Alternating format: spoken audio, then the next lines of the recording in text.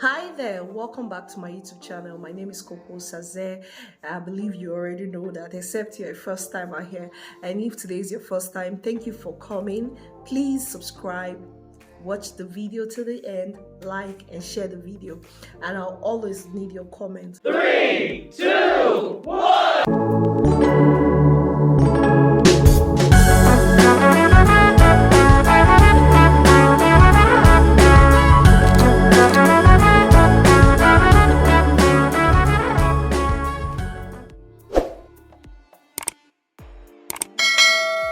So today I want to be telling us a story of a young lady. A young lady who some time ago, while she was young, she always had this dream, a very big dream, to become a superstar.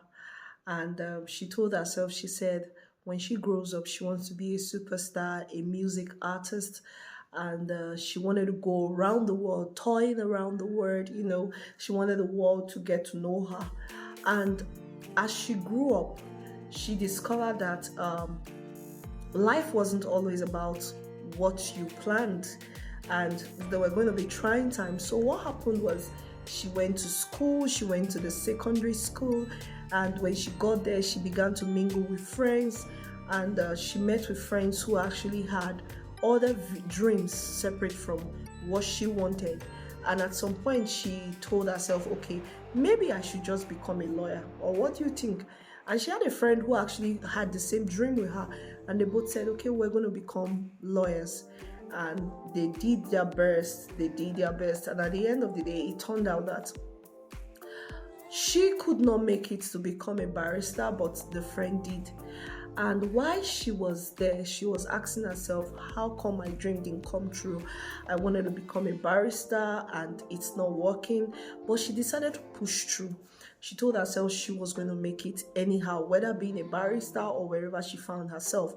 And she went into the workforce, she got herself working, and she really did well in her company, and she became one of the best staff of the company.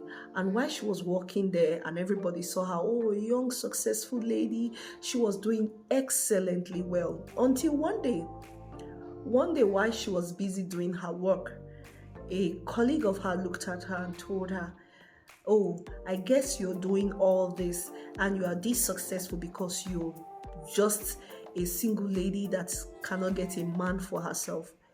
And this lady went back and she began to think about what this colleague of hers said to her. And she was telling herself, is it true that I can't get a man for myself? Is it true that I'm only successful because I'm not married?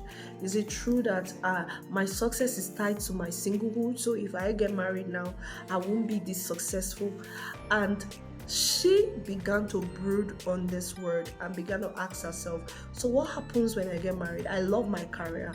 I love the fact that I'm the best salesperson in my company and I'm putting in a lot, and I still have a lot more I can still put in. So what exactly will happen to me when I get married? And when this thing began to happen in her mind, it began to grow into a full-blown thought that for every time there was a relationship coming and she wanted to venture into a relationship, any little strike that she gets of the man complaining about her job or the fact that he's not getting her attention, she refers back to what the person told her, and she tells herself, you know what, this relationship is done.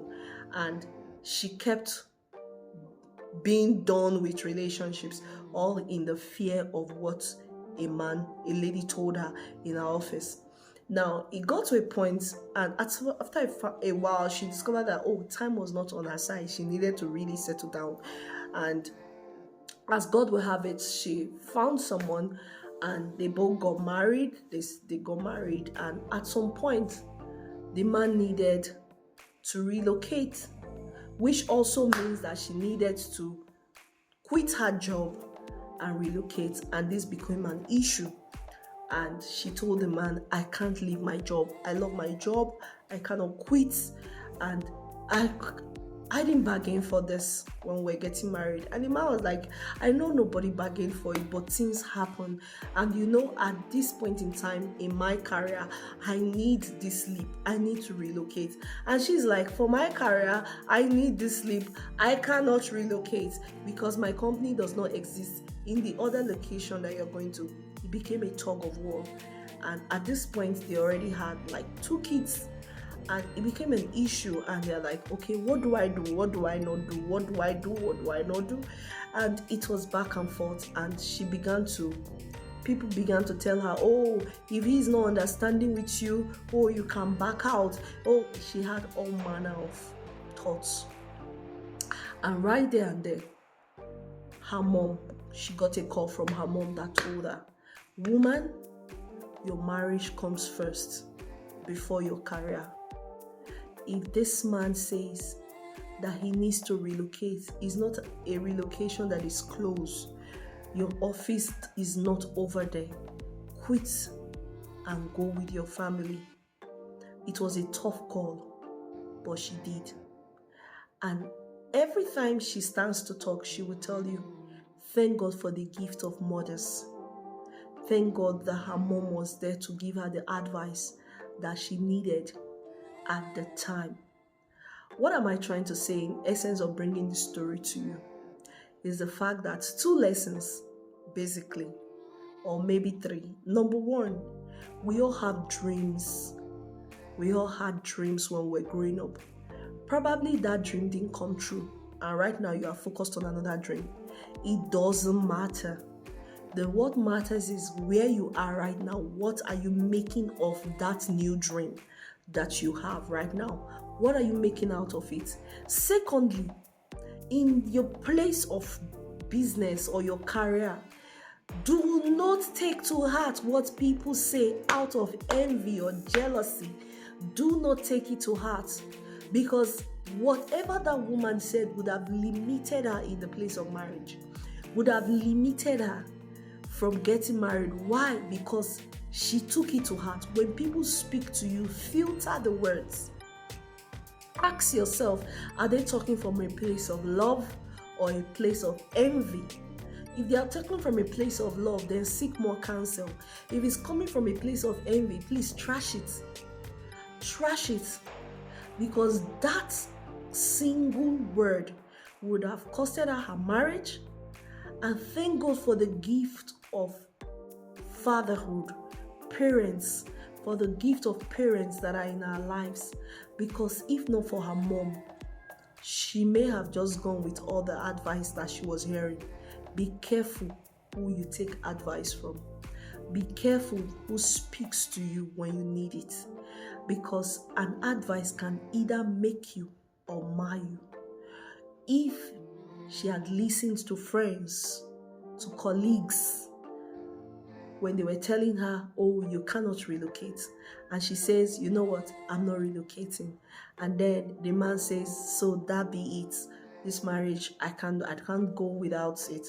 I can't go without you, and you are still here, so let's just end it. She would have ended her marriage. What would become of her today? Today, she's a successful person. She has started another career and she's blossoming in it. What would have become of her as a single mother? What would have become of her as a lady who is a dropout from marriage? What would have become of her if she had not listened to the mother's advice? You need people who have your interests at heart at every point in time in your life. Pay attention to sound advice. Be you. Pursue your dreams. Forget about the ones that are lost. They are lost. Follow the ones that are at hand. And trust me, the sky will be your starting point. God bless you. If this story has touched you in any way, if it has given you any moral lessons, please do not forget to drop your comments. Do not forget to like and always share this video. God bless you. Till I come your way again, stay blessed.